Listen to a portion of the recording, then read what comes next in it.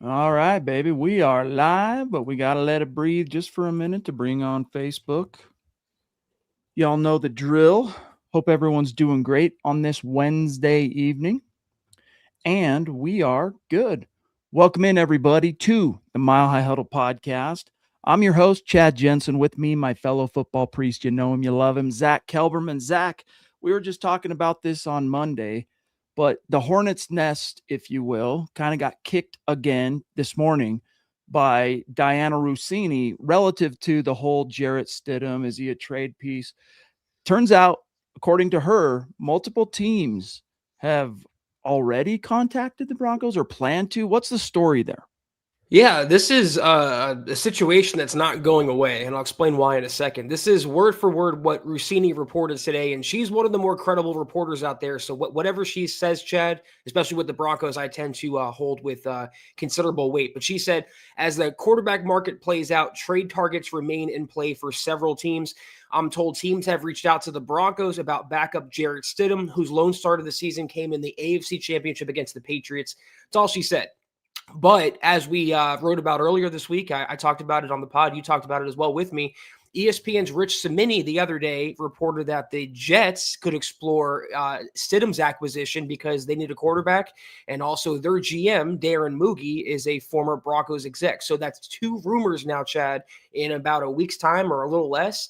Where there's smoke, there's fire. So it's interesting to see. And as I wrote in the article, they have all the leverage. If they don't have to trade Jarrett Stidham if they don't want to, they better set a premium price. I'm talking the conversation starts with a third-round pick. Just because teams might be calling the Broncos doesn't mean the Broncos are necessarily looking to trade Jarrett Stidham. However, Zack, if they're getting offered anything, honestly, a fourth round pick or below for Jarrett Stidham, dude, take it. Maybe even a fifth round pick. I'm sorry, take that. But it's kind of interesting too, Zack, because it's a pretty strong free agent market, or it's poised to be a pretty strong free agent market with the likes of Kirk Cousins going to be hitting the market, Kyler Murray, Malik Willis. Who else am I missing? Daniel Jones got brought back. Was it franchise or transition tag by the Colts? But still, it's a pretty strong quarterback market. Now, there might be some teams out there, Zack, that want a starting caliber guy, but they don't want to pay $30 million plus per year, right? Yeah, exactly. He's still on the last year of his contract. And if the Broncos do trade him, they would clear $6.5 million and only leave behind $1.5 million in dead money. That's a good chunk of change, Chad. You could put toward a receiver, a tight end, an offensive lineman, what have you, whatever. Fifth round pick, that starts, to me, my opinion, getting in the territory of he's worth more on the roster than a fifth round pick would be. But to your point, a third rounder, yeah, I'm probably heavily considering trading him to that needy team. Let's check on the chat real quick here. Checking in already. We got the Papa Bear. Much love and respect to you. Papa Bear, thank you so much for being the dear member and Mount Rushmore superstar that you are every single night, brother. Saying good evening, Broncos country. Hashtag game still strong from the Papa Bear. God bless the USA. Amen to that. Buckham times 3, Broncos for life. Buckham times 3, MHH for life, dude. Thank you. And the U.S. could use all those blessings right now, including our armed service men and women around the world. So thank you for that, big dog. We got M. Blex checking in, celebrating 7 glorious months of membership on YouTube. Thank you for that, buddy, by the way. He says, congrats to Bo on the birth of his daughter, Bosephine Nix. You heard it here. Maybe not. No, that's not a real name. That's not a real name. What is it, Zack? I think it's Riley. Yep. I think they named their baby Riley. Riley Bell. Riley Bell. Yeah. Riley Bell. So she was born 25th. So last week sometime, early last week. Yep. So congrats to the Nixes. Absolutely huge. Good news for them. So thanks, buddy. We got the Rock checking in as well, and he's bringing it up.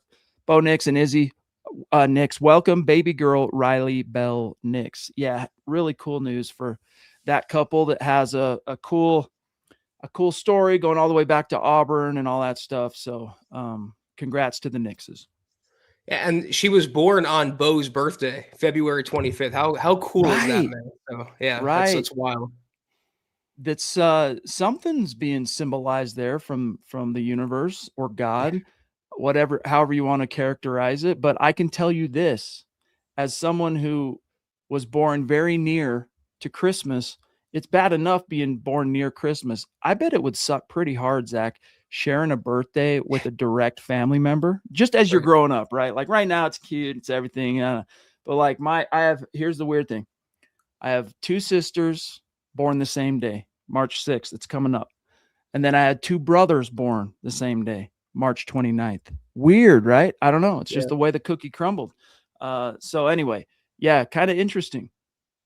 Yeah, thank you, Ron, for that. And I'm very happy for Bo and Izzy and the whole Knicks clan there. They're +1 now.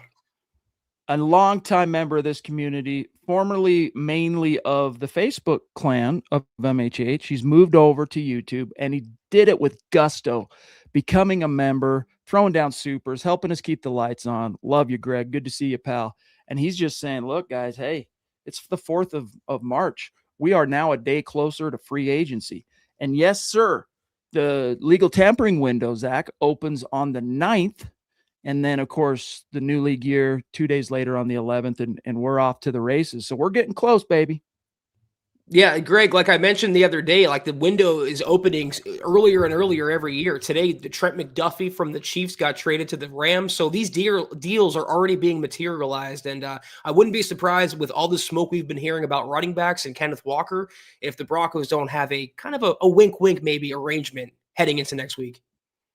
I'm just realizing my wife was right that I need to trim my eyebrows. When your eyebrows are so long that they stick in your eyeball, you got a problem. You got to trim them up, and that happens for me. I don't know. It seems to Manscaped. get worse as I'm getting older. I don't know what it is, but anyway, we have the legendary, mythical Shannon Shannon. Mills checking in off the top rope. Thank you for A that. dear member, a Mount Rushmore superstar. We love you, Shannon. Thank you. Hope your tooth's feeling better. Mine's finally on the mend for what it's worth, or at least it seems to be. I guess I shouldn't whistle too loudly past the graveyard, so to speak. But thank you so much, Shannon. We love you. She says, good evening, Chad, Zach, Scott, and Broncos country. She says, I respect Stiddy, but if he will be worth that much to other teams, perhaps it is worth considering. And of course, she's happy for the Knicks family. Look, Bo Nix, Zach, on one hand, you do now have to, I mean, you always have to factor in the possibility. You got to be prepared for quarterback injury, right? You got to be prepared for the DEFCON 5 thermonuclear option, just as the Broncos had to face in the AFC title game. But at the same time, here's where it gets kind of weird. It's hard to kind of figure out which side of this to really lean into, because Bo Nix, yes, he missed a game because of an injury, and it was the most important game of his tenure as a Bronco. But otherwise, Zach, he would not let Stiddy even get a snap in edgewise. Like, he started every single possible game since winning the starting quarterback job and opening the season day 1, 2024 as the starter. So he's been very reliable, I guess, is my point. And yet the one chink of the armor happened at the penultimate worst time. So then you go, oh, well, how do you kind of quantify that? If you're team building, you're going, all right, how do we value the backup? I think you have to be, Zach, at this stage, very choosy about any offer you take for Stiddy. You have to be, make me like a Godfather type of offer that I can't refuse type thing. Just because, yeah, we know Bo's going to be back by May and participating in the offseason training program and all that stuff. But just in case, you don't know, he's coming off of surgery. It's a relatively serious injury, Zach. So how does that color the conversation? Well, it's also like the Broncos don't have to trade Stidham if they don't want to. Teams can call them, but the Broncos aren't obligated to trade him, and he's under contract for another year with Denver. That's what I'm saying. The Broncos hold all the leverage. Stidham really holds none. If he wants to be a starter for another team, well, too freaking bad. You better hope a team comes calling with the right draft capital. And that's what I'm saying here, Shannon. Don't waste my time. If I'm George Payton, if you want Jarrett Stidham from me, you better at least start that convo with a 3rd round pick. He's going to be a starting quarterback for you. You're getting him at $8 million, which is a fraction of a cost for other starting quarterbacks in the NFL. Give me a 3rd round pick, or I'm hanging up the phone right now. Thank you for your super, though. It's going to be interesting to see if anything comes of it. But I think, in this instance, it was one thing, Zach, to get a report. Who was the original guy Monday? Was it Rich Cimini from. That's right, Rich Cimini. It's one thing to hear from Rich, close to New York, by the way. He's the insider beat writer. He's kind of he's ESPN, so it's easy to say he's the Jeff Legwold of that market, but he's kind of more like the Mike Kliss in terms of Leggy is still in the market, but like he wasn't usually a guy breaking news. Kliss, Cimini does. And then Zach, to have that kind of doubled down on 2 days later by a national insider like Russini, we got to give it our attention, and we'll see what comes of it. But love you, Shannon. Thank you again. We got Tucson Phil checking in, brother. Great to see you. He's saying, good evening, Chad, Zach, and Deacon Scott. I've been seeing rumors that we are looking at Kenneth Walker. Any truth to that? Zach, there's, what do you want to call it? The worst kept secret in the NFL, an open secret. The Broncos are in the running back market. All right. Like, we know that. But have you heard anything meaningful that points them to Kenneth Walker? Yeah, there's a lot of hearsay right now, Phil. I can bring up, the Denver Post said the Broncos are going to be active in exploring the market and not just settling for J.K. Dobbins. But it was today by Jonathan Jones, a CBS Sports NFL writer, who was talking about Kenneth Walker and said the Broncos could be the team for him in free agency. And he expects the Broncos to be very aggressive and active in upgrading the running back position. So that's pretty much the extent of the rumors. Obviously, nothing official from the Broncos side yet, but I would be shocked, Chad, considering they were in on David Montgomery. They were interested in Breece Hall. They got him to be franchise tag, by the way, or whatever transition tag by the Jets. I would be shocked if they don't make a serious competitive offer for Kenneth Walker when the tampering window does open.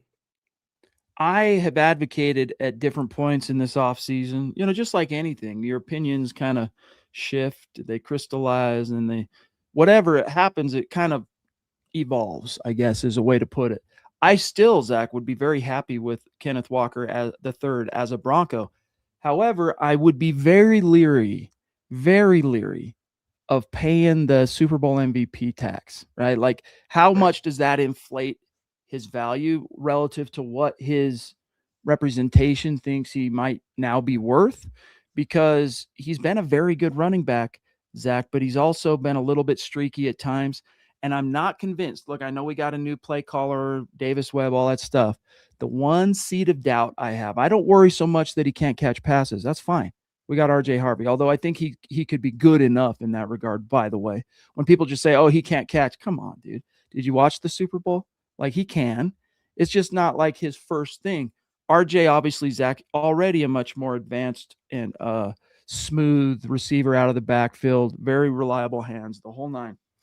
I'm just not convinced that from a scheme perspective, like, you need him in like Walker, that is in a Kubiak, Shanahan-esque wide zone kind of blocking scheme.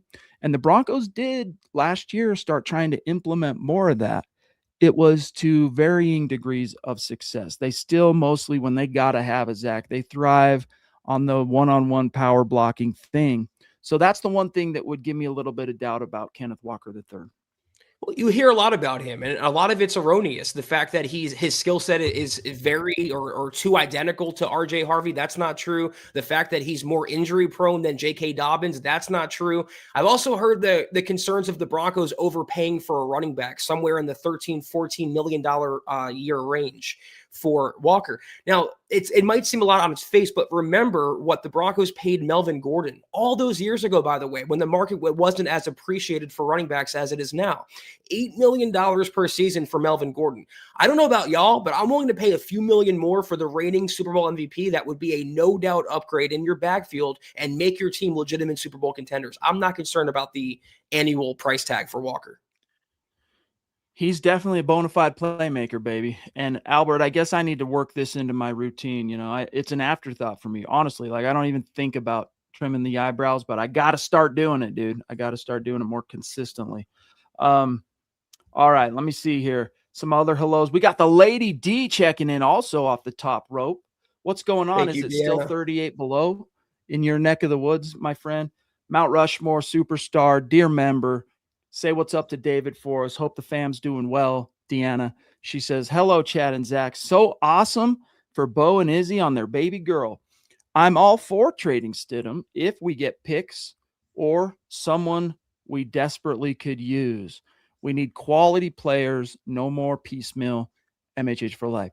If you look at that running back room, this is no disrespect, Zach, to RJ Harvey, because he's a second-round pick and he performed pretty well as a rookie, all things considered. I mean, scoring 12 touchdowns, only 2 running backs ever, total touchdowns, that is, in Bronco history, which Bronco history has some pretty prolific rookie running back seasons. Only Clinton Portis and Mike Anderson had more scores than RJ Harvey. That being said, if you look, Zach, at the Broncos' top 3 running backs in the AFC Championship game when the season came to an end, it kind of tells a lot of the story about why a good reason why, a good explanation, part of it anyway, for why the season abruptly came to an end in the AFC title game. I mean, if Jaleel McLaughlin is your next best option besides RJ Harvey and then Tyler Bidet, you got a problem. So when she talks about piecemeal, I understand what she's trying to say. Now, I wonder, Zach, okay, you tagged Breece Hall. How about Stiddy for Breece Hall? I jest, but you never know. You know what was also glaring in the AFC title game? The Broncos' top receivers. They were Lil Jordan Humphrey, Elijah Moore. That just cannot happen, Chad. And of course, obviously, Cortland Sutton dropping passes. They have to go out there, and I agree with what Dianna said, and I've been saying it all offseason. A lot of Broncos fans, you have as well. Be aggressive. Don't nickel and dime. Don't settle. Go out and upgrade the supporting cast for Bo Nix. The Russell Wilson contract is over with. You have enough cap space. You can create more cap if you need to. Bo's on his rookie deal. He's in the rookie window. Just go out and make it happen. And I agree with what you said as well. If they can get a quality pick for Jarrett Stidham, I'm probably making that deal. But that's the caveat there. A quality pick. Anything less than I'm just keeping him as my backup for another year. I'm thinking about Sean Payton's history as a head coach in the running back room. And I kind of view the Payton era in New Orleans, I kind of split it down the middle. There's the early period in which the supporting cast that helped win that Super Bowl, beating the Colts, 09 season. And then there's the latter half, kind of late era Payton in New Orleans. Early on, they invested in running back. They drafted Reggie Bush really, really high, and he kind of took some time developing and coming into his own as a bona fide between the tackles guy, but he was always an impact, kind of like RJ early on, just finding ways to make an impact. But he also, Zach, they had Pierre Thomas. Now, just because I don't want to jinx it with the weird issues I've been having with my connection at oddly between the 6 and 7 p.m. Mountain Time window, I don't want to pull it up, but I'm pretty sure Pierre Thomas, if memory serves, he was a 3rd-round pick. Then you get to the second iteration, and Zach, it was a 1st-round investment in Mark Ingram, and then another 3rd-round investment in Alvin Kamara. So it's not as if Sean Payton, even though he's an RBBC guy, running back by committee, it's not as if he's gone to great lengths over the years to neglect the position. Well, it's like there's levels to this as well. I mean, you can have a committee, but when your committee consists of Kenneth Walker, RJ Harvey, and a rookie, let's say, that sounds a lot better than a committee of RJ Harvey, Jaleel McLaughlin, and Tyler Bidet. So if he wants to split carries, fine. That's Sean Payton's thing. But to have your 1A guy be Kenneth Walker and not RJ Harvey, that's a massive upgrade, Chad, that if you can get a chance to make, you got to take it. Now I'm just doubting myself. I want to make sure I'm not tripping on Pierre. No, I'm tripping. He was undrafted. So forget what I said about that. But not about the whole point, just that he was a 3rd-round pick. Either way, though, Zach, the Sean Payton Saints, the different iterations of his regime, they had no problem investing in running back. And I think they got to continue doing that. You've got one piece for the long term in RJ.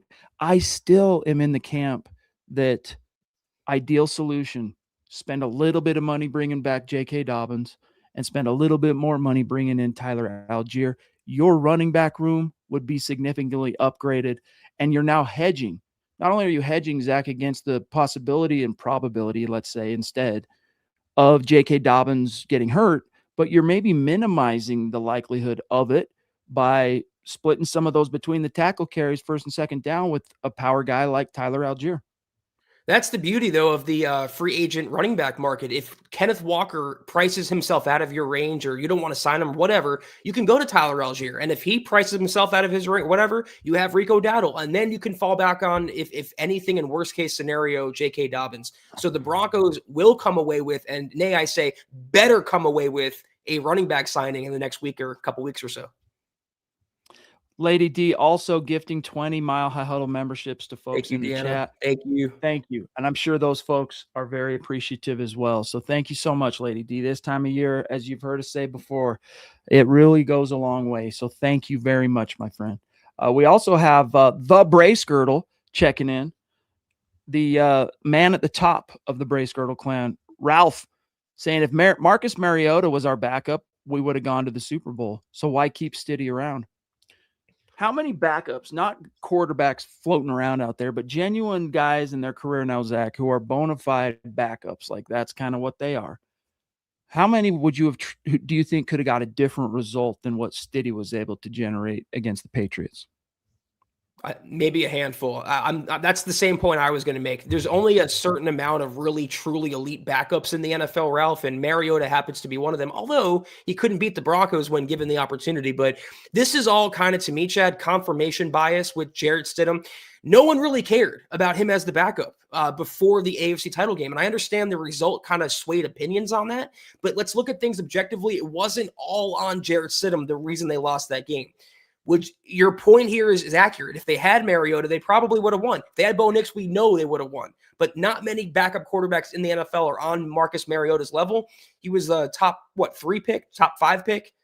Jarrett Stidham wasn't. It's top 2. There you go. Yeah, that's right. So it's apples and oranges in that sense. Yeah. Sometimes the old recall on the Jensen brain pulls correct information out, but every once in a while, it's a scattergun. Anyway, Ralph, brother, good to see you. Give our best to the fam, Gene, the missus, Jimmy, everybody. All right. Eclipse, Troy's in the house. One of the OGs of the MiHH community, going way back to 2019.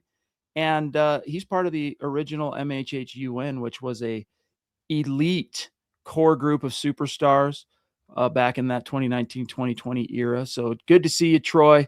Says, happy hump day, priests and Broncos family. Right back at you, big dog. Hope things are going well for you in the city of brotherly love. Great to see you, pal. It's been a minute. David T., brother, it's good to hear that you are no longer in the hospital, and we've all been worried about you, and we're stoked that you seem to be out of the woods, big dog. So appreciate you sticking with us and for the support and being a member, brother. He says, hi, Chad and Zach. Sorry that I got on late. I hope that we go after Walker in earnest because Greg Penner said that he would do free agency heavily. Yeah, I mean, Zach, it's also something that George Payton says every year, right? We're going to be aggressive. We're going to be in on every deal. Doesn't mean we're going to, execute every single deal, but we're going to be at least in on it, etc.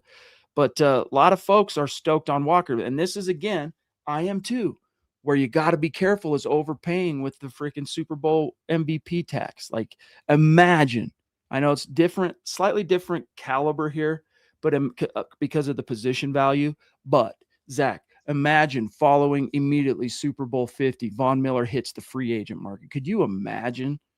I mean, just the recency bias alone, what that would have done to his bottom line. So that's what you got to be wary of with Walker. I still like him. I just don't want to overpay.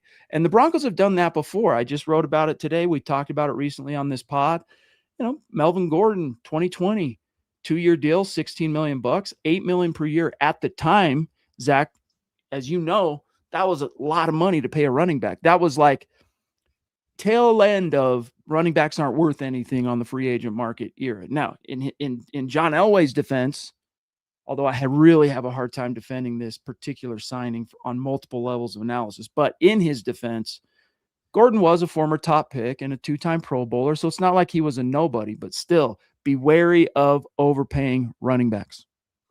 Well, you have Tyler Algier, who's been a career backup, and I like Algier. I'd be happy if the Broncos signed him, but he's going to get Chad $6 million at minimum on the open market, $8 million on the plus side. So is it really that crazy to say that Kenneth Walker could be worth 12 or 13? He was already going to be expensive, regardless of winning MVP in the Super Bowl. And I just think if you've watched him play, his skill set could be complementary, not redundant with RJ Harvey, and just a no doubt upgrade over what they ended the season with, as you talked about in the AFC title game.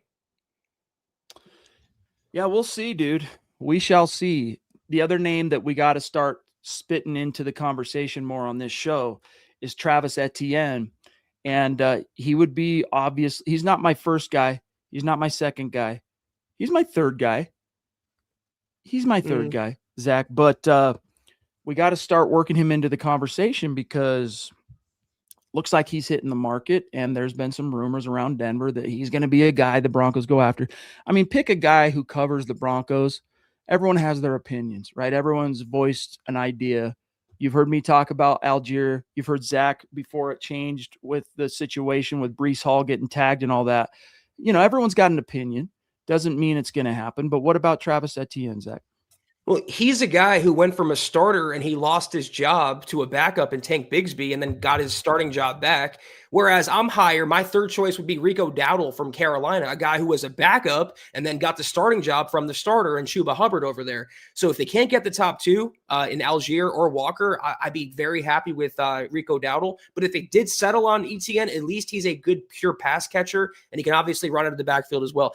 Any one of these guys, anyone would be an upgrade, again, over what they ended the season with, the likes of McLaughlin and Tyler Bidet and even RJ Harvey in the RB1 role, which he's not suited for. Yet. I know the Broncos keep holding on to that. He's going to be a 3-down back guy, but he's not there yet. David, great to see you, big dog. Stoked that you're back on your feet. Thank you, pal. We got D-Dub checking in off the top rope.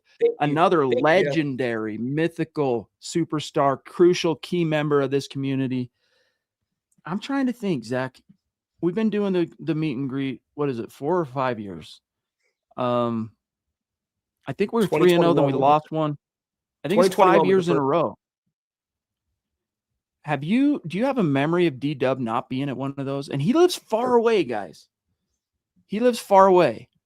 So D-Dub, love you, big dog. It's so good to see you. I hope the family's doing really good. And by the way, that one idea you called me about not too long ago, I've been wondering. I actually started thinking about it the other day. I was like, I wonder whatever became of that. I was going to text you, then I forgot. So here's my chance. Text me, let me know whatever became of that idea. You know what I'm talking about. Dale says, hello, Chad and Zach and MHH. Sean Payton has a strong relationship with Aaron Glenn in New York, the head coach. And, of course, we got to remember MiHH is there. I'd trade Stiddy and a pick for Breece Hall. I think Breece in Denver would be a whole nother beast. He had no help in New York. Even if we were to give him a big contract, it could end up being a steal. Broncos for life. I mean, I floated at Zach just a few minutes ago as kind of a, hey, you know, you want Stiddy that much, MiHH? Let's talk about Breece Hall. Now, before he got tagged, one of the things that Samini, I covered this in an article maybe 2 weeks before the combine type thing, where he was talking about on a radio hit that he did that he expected the Jets to tag Breece Hall, whether franchise or transition. One of the motivating factors being they could still maybe look at trading him and getting something out of him. If they just let him go, he's gone. They get nothing in exchange, right? So they tag him. And if the worst case scenario is you're going to pay him on the transition tag $11.7 million for an elite running back, so be it. But maybe they're thinking that way, Zach. Maybe they're dangling him a little bit in some of these talks. I don't know. What do you think for D-Dub? Well, all I know is Dale's thinking the way I'm thinking as well, and not necessarily with the Stidham idea, because I don't know that they're going to go for that, but just in terms of how good Breece Hall could be in Denver and him being a steal, I'm willing to make an offer if he does get transition tagged. I'm willing to make an offer. I'm willing to pay that price for him. He is far and away the best available running back, or scheduled to be best available running back on the open market. He can run, he can catch. Yeah, he has an injury concern, but nothing like a J.K. Dobbins. He's always hurt Denver every time they played against one another. I've always been impressed with his skill set. I would just go all out if I could, barring the franchise tag, for Breece Hall. But thank you, as always, Dale, for the big super. Yeah, brother. It's an interesting thought, and we can't rule it out. That is one of the motivating factors why teams use the tags. It's rare that a franchise tag player, Zach, it's a tag and trade is rare on the franchise level. And transition tags, it was the transition tag, right, on Breece? I believe, yeah. I'm not sure there's as many examples of that being used to have enough data to kind of look at trading, but it's something we gotta consider. And we'll see. We'll see. But D-Dub, much love and respect. Yeah, Zach. Sorry, it was the franchise tag. I thought it was the transition tag. So that kind of takes Breece Hall off the table officially. It would have been nice, Dale, but we'll have to settle for plan B. And if the plan B is the Super Bowl MVP, not too shabby. Hold on. What is the franchise tag number? 14 something for a running back? I'm just not giving up multiple picks for it. Yeah. I'm not trading for running back. I'm just taking a quick gander here real quick. Yeah, I mean, it does minimize the chances, the likelihood, but it doesn't completely eliminate them. But if you're trading for a franchise player, then you better be ready to give up some king's ransom. But it's an interesting thought, big dog. And it's something, the last thing that, Zach, I want to leave with Dale is, yes, Payton has that relationship with Glenn, and the entire organization has that relationship with the Jets GM, who is now in his second year after leaving the Broncos as George Payton's assistant GM, and came up through the scouting ranks under the Elway regime. Payton took him under his wing, and bada bing, bada bang. So connections there. We'll keep monitoring it, brother. Thank you, Dale. Hit me up, by the way. Let me know about that thing. Zach. One quick, I know we have Deanna waiting very patiently, but there's another player in New York that I wouldn't mind inquiring about if I'm George Payton or Sean Payton. Garrett Wilson, receiver. I heard that they're not going to move him, but Breece Hall being franchise tagged, the Broncos still need a receiver. He's like number 2, maybe number 1 on my list of trade targets. I'd love to see what Payton could do there. On the receiver subject, real quick, word on the street report, was it Schefter? I'm trying to remember today, Zach. Rashid Shaheed, that the Seahawks are working on. Maybe a deal's already done by now since I saw that tweet. I don't spend as much time. I'm trying to spend more time on X, but I still don't spend as much time on it as I probably should. But that's he's probably not hitting the market. Now, see, I thought I saw something different, that they weren't going to get a deal done and he was going to hit the market. Maybe I misread it. Pull it up and I'll grab Lady D. Yeah, I'm going to search for it right now. Lady D, we love you. Second top rope generous super chat of the night, plus the memberships. Love you. She says, I'm really hoping for Walker and Algier. You got it? Yeah. What is it? Real quick, Deanna. We'll put a pin in this. This is from Schefter. Rashid Shaheed is said to not be close to an extension with the Seahawks, and the expectation is that he will now test the free agent market on Monday. Okay. So, geez, man, tonight's not my night. I've been off on 2 things now. But when you're off, it's just best to just say it. Hey, I was too. That's that. It happens. All right, so he's looking like he's hitting the market. That's good news. Back to Lady D. I'm really hoping for Walker and Algier. We need to swing for the fence. Might be reaching, but what do you think? Hit the like button, share, and subscribe.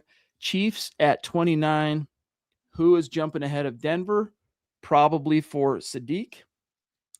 Yeah, I don't know, man. Sadiq, I think Sadiq will be gone before the top 15, honestly.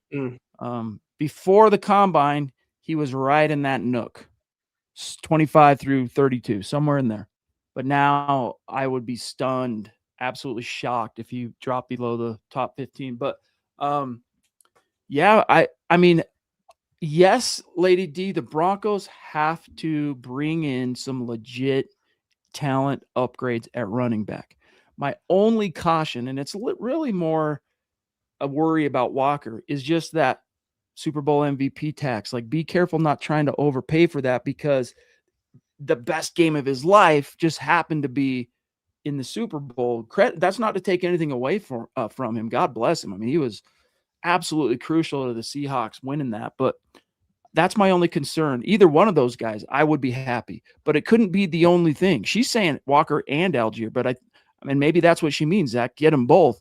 But I don't think the Broncos are going to allocate right now. After the little couple of moves they did, they're at 25 and change million in salary cap space. Up to this point that we're aware of, Zach, they have not done any restructures yet to try and kick loose more cap space. They can still do that. So you got to keep that in mind. The salary cap thing, yeah, it's voodoo. They can massage the cap. There's a lot of little tricks to that particular trade, but they got to be careful not to go spending, for Algier, $8 million a year. What's Walker going to want? Somewhere between 10 and 15, something like that. He wants top tier, baby. He wants top tier.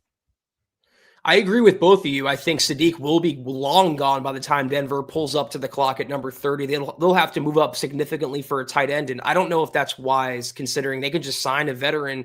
There's like 5 on the open market, or will be on the open market. That would be an upgrade over Ingram and Troutman, for that matter, as well. I also agree with Dianna, and thank you so much again for the super, Dianna, but swing for the fences. Don't settle for a Rico Dowdle or an ETN if you don't have to. If you can get a Ken Walker, you can get an Algier, go out and make it happen for your quarterback, man. Get a no-doubt upgrade, an RB1 in your backfield, pair him with your RB2 of the future, maybe future RB1 like you were talking about, Chad, and RJ Harvey, maybe draft a running back as well. Hell, maybe even bring back Dobbins on top of that, and just do what's best for your quarterback and your offense, and also your new play caller in Davis Webb. Give him the best chance of success, and that chance comes with a dominant running game.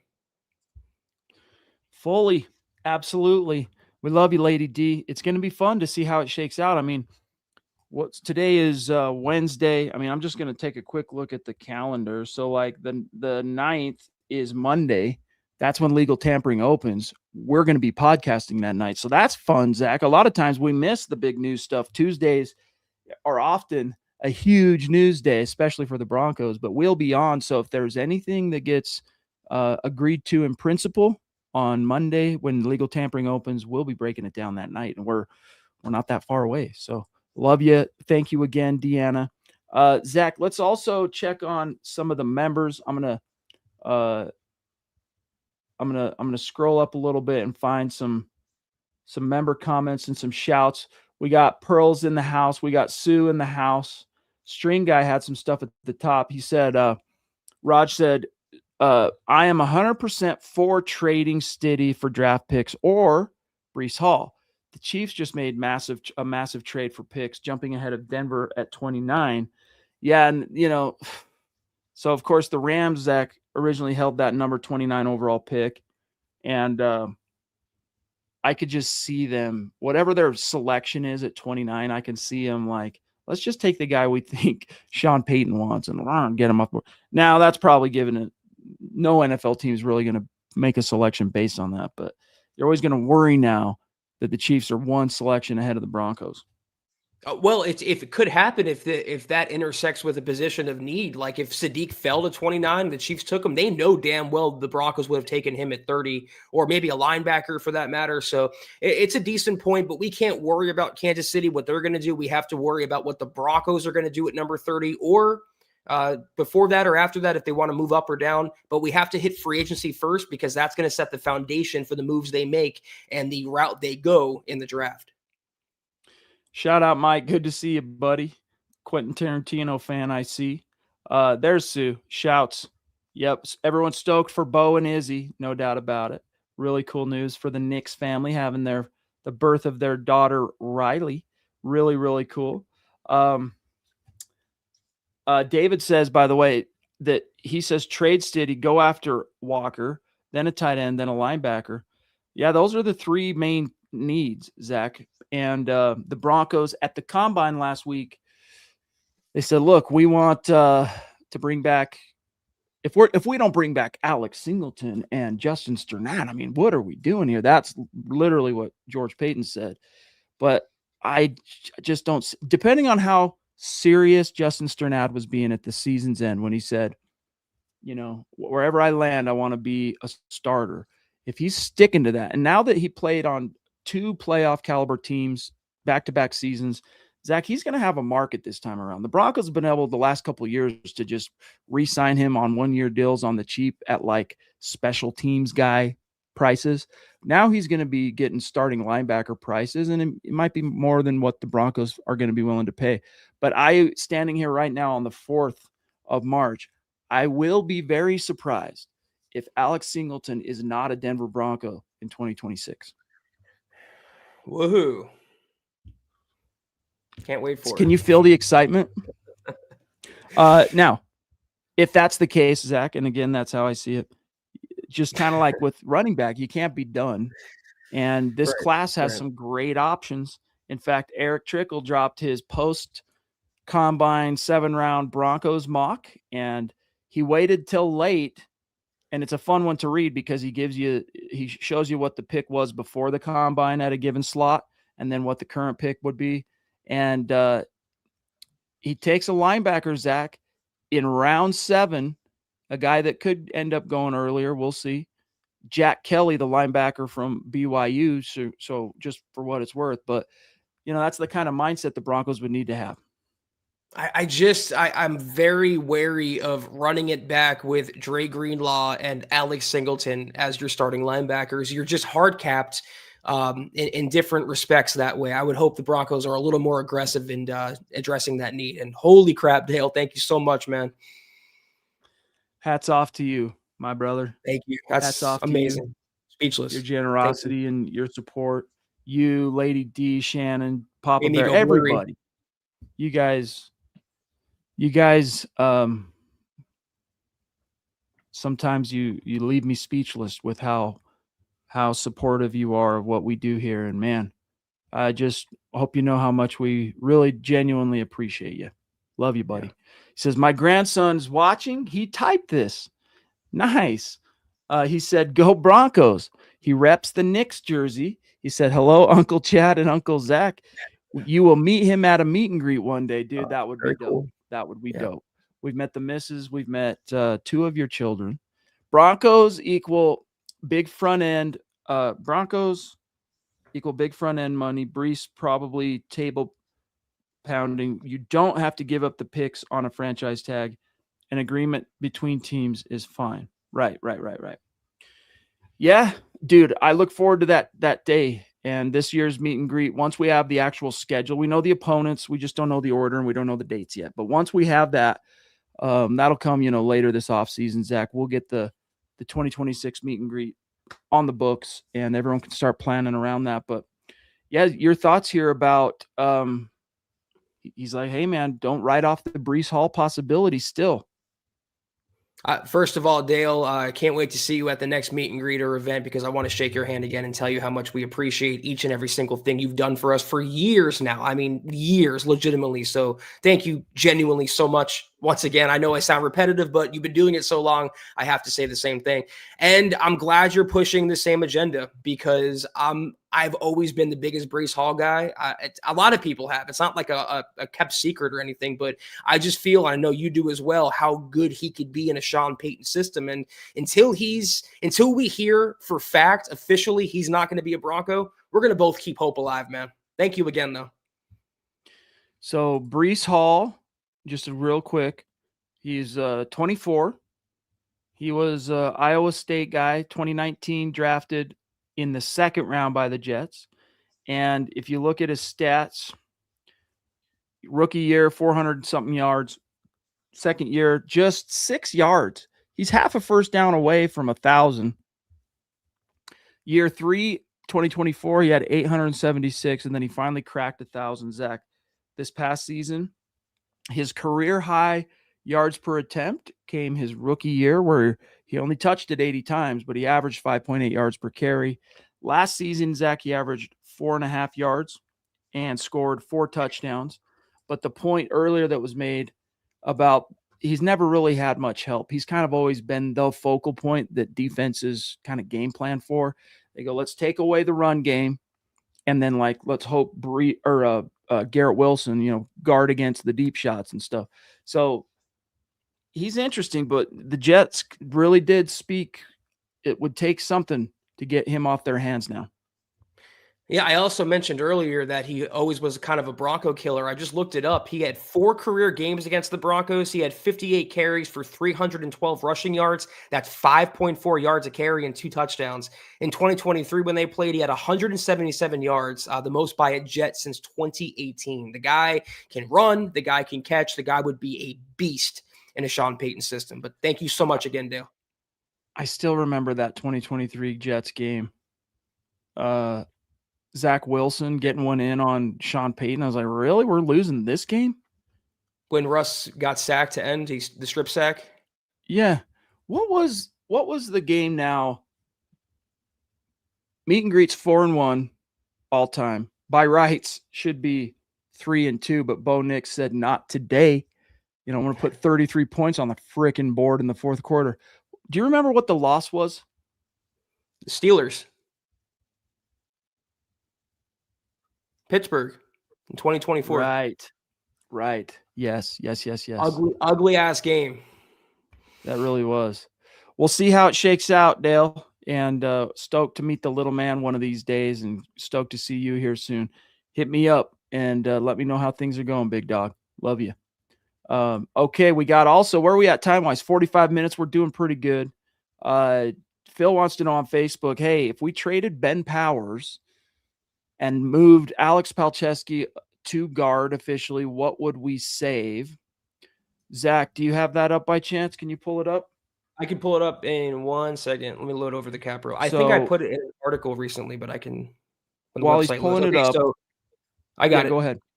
If they trade him pre-June 1st, the Broncos would be taking on more in dead money than cap savings, about 9.7 in dead money versus 8.3 in cap savings. If they designated him a post-June 1st trade, they would clear 12.7 million in cap savings and only take on 5.4 million in dead money for 2026. So if they want to move on, Chad, it's got to be post June 1st. Right. That has become a little bit more. I mean, we've been speculating on it here at MiHH since the offseason began. Like, hey, Ben Powers, keep an eye on that sitch. But I want to say Monday, there was that, man, so much content lately, man. Like, I miss the days where, Zach, we were writing, 3 articles a day. Now we're writing like 5 or 7. So I can, it's not as easy for me to remember always where the citations come from. And you always want to give people their credit. But this was on Monday, and it came from Jeremy Fowler, who said, quote, 2 offensive linemen to potentially be included in trades are Green Bay's Elton Jenkins and Denver's Ben Powers. Both have large cap hits and potential value. But as Zach just illustrated for you, there are some drawbacks to trading Ben Powers. So, but Palczewski, they like him. They like him. I think that he earned some big believers, but now they got to figure out what to do with him because he's a restricted free agent. They're not going to tender him. So, hopefully here in the next few days, as we hear word, Broncos agree to terms with Alex Palczewski on a 1 or 2 year deal. He's coming back, blah, blah, blah. You don't want him hitting the market. No, I would expect the Broncos maybe even sign him to a 2-year contract to give him some sort of security. Like you said, they obviously value him, and maybe I'm a little higher on him than you are, but I think he could step into Powers' role. And as we saw, I didn't see much downturn on the offensive line when he was a starter, but we'll see how that shakes out, Phil. I'm trying to find, I saw this question from Troy asking about, is it true Von Miller signed a retirement contract with the Broncos? No. It's not. Vaughn really does want to come back home. He's really close to the hanging it up point, depending on what, we'll see. Zach, I could see him, depending on what the market is for him. I could see him maybe going, I've won 2 Super Bowls and made more money than maybe any rush linebacker in the history of the NFL. I don't know that that's true, but it's got to be dang close. And he retires as a Bronco. I think that day will come. There will be a ceremony. There will be pomp and circumstance. But he's not coming back to play. Unless the Broncos, Zach, all of a sudden traded 1 or 2 guys from the rush linebacker room, like a Jonah Ellis or a Dondre Tillman. Both of them might have a little bit of value. You never That'd know. be so dumb, man. I mean, Vaughn, like, listen, we appreciate the great times. You're a future Hall of Famer. We had an amazing experience, but we moved on, and we've gotten with someone who's better for us, who makes us feel better, day by day. And that's the situation. And Vaughn I love the guy to death, but he can't accept that. All offseason, Chad, he has been campaigning and advocating and going on this platform and this podcast saying he'd love to go back to the Broncos. And what do you know? Yesterday, he went on the Rich Eisen show and said the same thing. He goes, if something were to happen and I'm not a Washington Commander, then I would love to go to the Denver Broncos. I didn't get that closure. So I would love to have closure with the Denver Broncos. It's getting a little stalkerish, maybe. Like, Vaughn, they'll call you if they're interested. Obviously, they know you're making yourself too available, my man. Let's no contact for a while. Yeah. And there was that report, I forget who said it now, but Thursday, Friday at the Combine that I just observed Von Miller speaking to Broncos front office personnel, trying to persuade them to bring him back. Cool, man. And then, of course, there was two stories about Vaughn at the Combine. One was that. The other one was that he was there learning studiously he really wants to become a GM. So it's really cool, and I don't begrudge him that. I hope he gets his opportunity to get into the personnel side of things. But you got to be done playing when that, before that can happen. Troy, the one thing I would say is be careful on Facebook, bro. Facebook pushed out legit publishers that follow journalistic ethics like us and others. I mean, not just Sports Illustrated, not just MiHH, but all of them. They de-emphasized our shares, so none of our followers see our stuff anymore. And what it has given rise to is an unending apocalyptic desert of fake news generated by AI strictly to get engagement. So they will lie. I mean, Zach, if I saw that Bo Nix's baby was born once on Facebook from a fake AI thing during the season, by the way, I probably saw it 10 times. Even my wife was like, Bo Nix, did you hear his baby was born? I'm like, no, honey, no, she's not due for a while yet. So you got to watch out. Facebook, be really careful. My advice to anybody is if you're on Facebook, go to Mile High Huddle and click us as a favorite, and you'll see our stuff in the feed and in your feed. And trust me when I say, when there is real, actual, legitimate Broncos news, we have it up at MiHH within 30 minutes of the news breaking 99.9% of the time. So you'll miss nothing. All right. End of sermon on that. Let me see here. We're almost out of time. We're at 51 minutes. All right. Let me see. Oh, Taylor. Good to see you, pal. Appreciate the super chat from one of our dear members. He says, I'm happy for the Knickses. My kid is almost one. Time flies. It really does. And, when you become a parent, I think time kind of telescopes on you even faster. It seems like yesterday, OG members of the community can remember when my son Theo was born, my baby. That was May of 2021. Zach, that's almost 5 years ago. That seems like yesterday, right? So time's a weird thing, dude. Yeah, I have my own thing about time since 2020 speeding up or not seeming the same, but that's a way different conversation. But yeah, I'm happy for Bo and Izzy and everyone. It's always awesome. And couldn't see his ankle in the picture, Chad. I would try to see if he had a brace or some sort of boot, but no avail. Well, last thing we heard on the subject was that he was up and walking around now. So I don't know if he's out of the boot, but we know he's off the scooter. George Fox, brother, saying I'd take almost any one of the free agents except for Seattle's running back because he'll cost too much. Broncos for life, MiHH for life, hit the thumbs up. We'll see. We'll see what he's really looking for out there. What the market, supply and demand dictates all that stuff. But thank you for checking in, George. Really good to see you, pal. I'm trying to find our friend Glenn. There he is. I'm going to read you off screen, big dog. He says, from checking in from Melbourne, Australia, no doubt we have to upgrade at running back. Wiltst. Anytime I hear Wiltst, Zach, I think of the movie, The Snatch, with Brad Pitt and a few other. Jason Statham was in it before he was a superstar.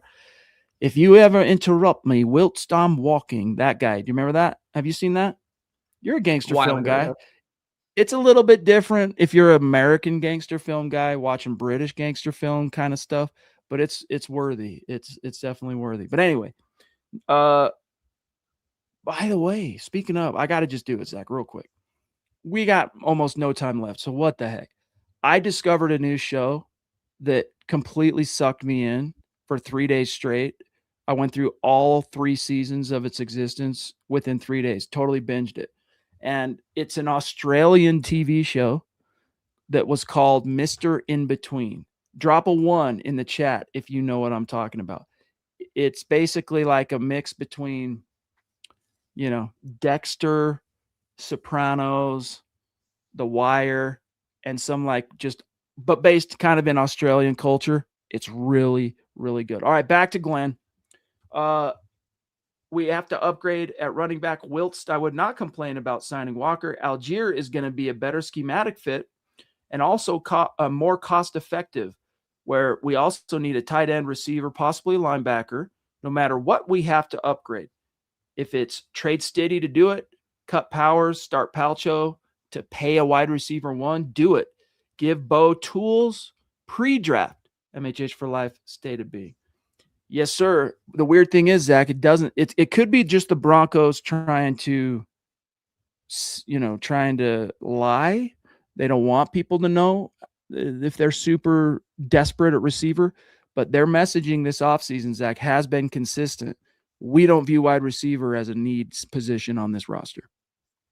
No, you brought it up earlier that George Payton says it every year. We're going to be aggressive and in on every deal. And a lot of Broncos fans were hurt by the fact that they didn't do anything at the trade deadline last year. But Greg Penner also said that they're going to be opportunistically aggressive. And I take him at his word with that. I just call it a gut feeling, a vibe or whatever. I do think they're going to come away with at least one premier running back or one premier receiver, or maybe both before the draft. Thank you for the comment, Glenn. Yeah, buddy. Give our best to Jackson. All right, guys. Have you guys heard of Mr. In Between? It's really a lame name for the show.